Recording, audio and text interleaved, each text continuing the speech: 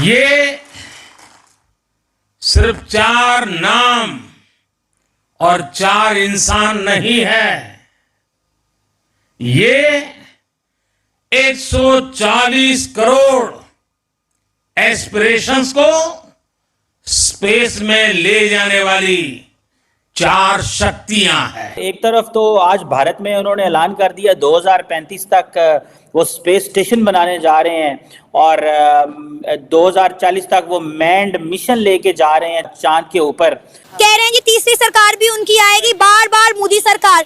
वहाँ का मुसलमान भी चाहता है मोदी सरकार है, क्यों? क्योंकि उनके मुल्क को वो चांद पर लेकर गया है, सोलर मिशन लॉन्च किया है। 40 वर्ष के बाद कोई भारतीय अंतरिक्ष में जाने वाला है, लेकिन इस बार टाइम भी हमारा है, काउंटडाउन भी हमारा है और रॉकेट भी हमारा है। जब भी हम बात करते हैं इंडिया की तो कहा जाता है कि ये जी चाणक्य के मानने वाले हैं, ये कौटिल्य के मानने वाले हैं। काश के हम भी चाणक्य को मानने वाले होते।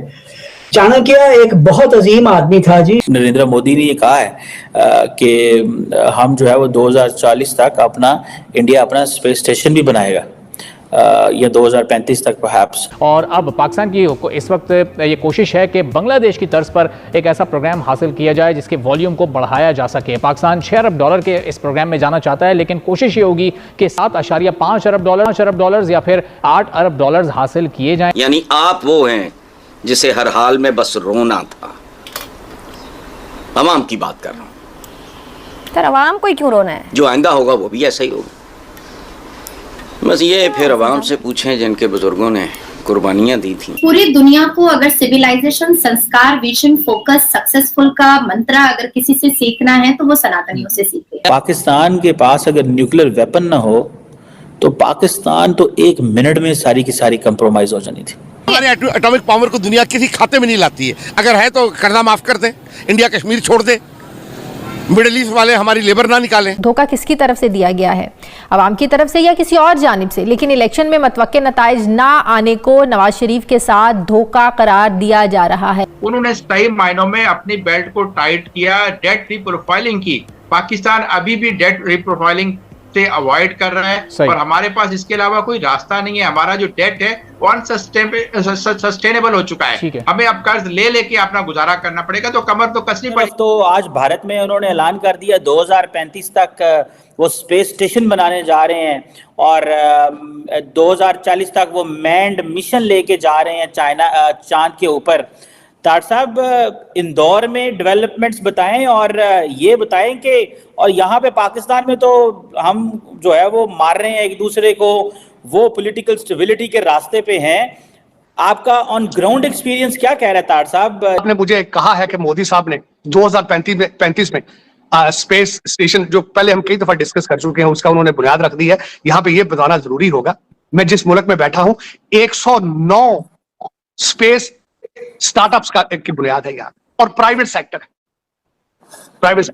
मैं अलका और आदम, जिस तरह मैं शायद प्रोनाउंस, जिसकी बेस पे आज हर चीज हो रही है। आप फोन के पास बैठ के किसी चीज का नाम लेते हैं, 10 मिनट के बाद आपके फोन के ऊपर उसकी ऐड आ जाती है।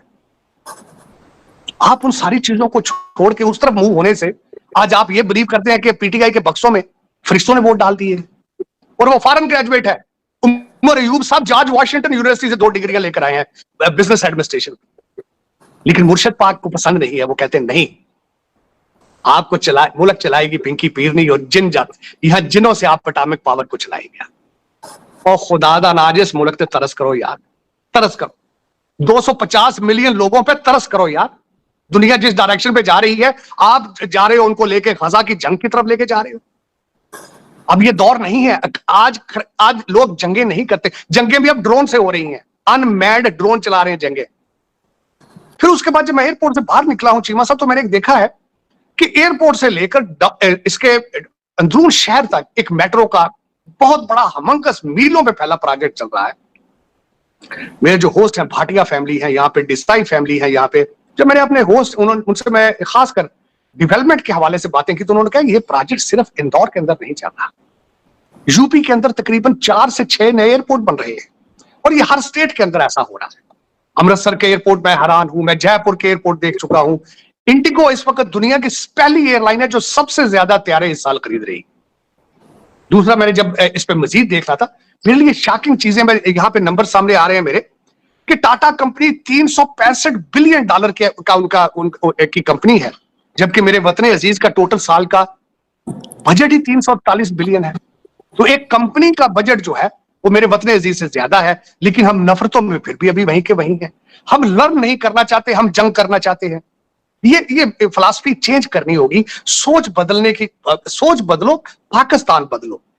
जिस तरह मैंने उसके साथ अगले दिन भी बात की है कि 1990s में भारत के पास सिर्फ 2 हफ्ते का के प्रोजेक्ट चीजें परचेज करने की रकम मौजूद थी। ये कल की बात नहीं है, नरसिम्हा राव और उसके बाद हमारे मनमोहन सिंह साहब के दौर की बात है।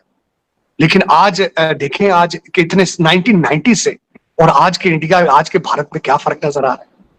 ये सोचना होगा कि हम कहाँ जा रहे हैं, हमारी डेस्टिनेशन क्या है।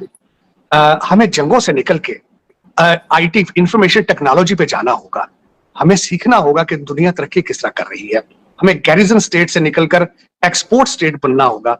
हमें गैरिजन स्टेट से निकल के बच्चों को मैथ और इंग्लिश पढ़ाना होगा, वरना गुजारा नहीं है।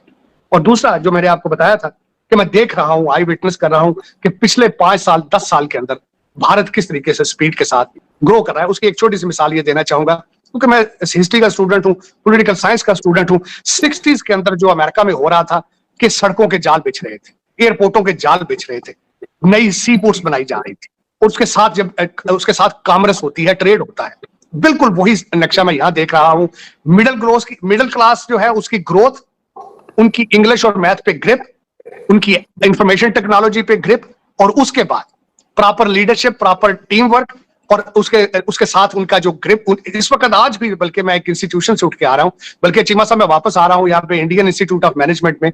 आज मुझे कहा गया है to come back for the lecture, which I'm planning to come back to Indore for 2 lectures from the US।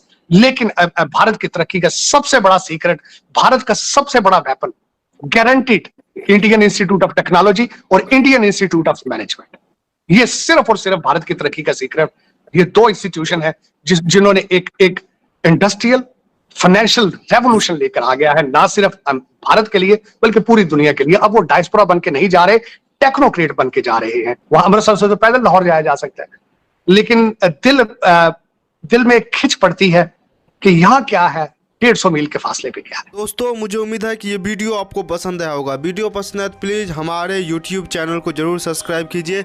इसी प्रकार का भविष्य में वीडियो देखने के लिए चैनल को सब्सक्राइब कीजिए। हमारे इस YouTube चैनल पे आपको इससे भी ज़्यादा इंटरेस्टिंग वीडियो भविष्य में देखने को मिलता रहेगा। तो प्लीज़ हमारे YouTube चैनल सोच टाइम्स को सब्सक्राइब कीजिए, वीडियो को लाइक कीजिए, इस वीडियो को अपने दोस्तों के साथ जरूर शेयर कीजिए। नमस्कार, फिर मिलेंगे अगले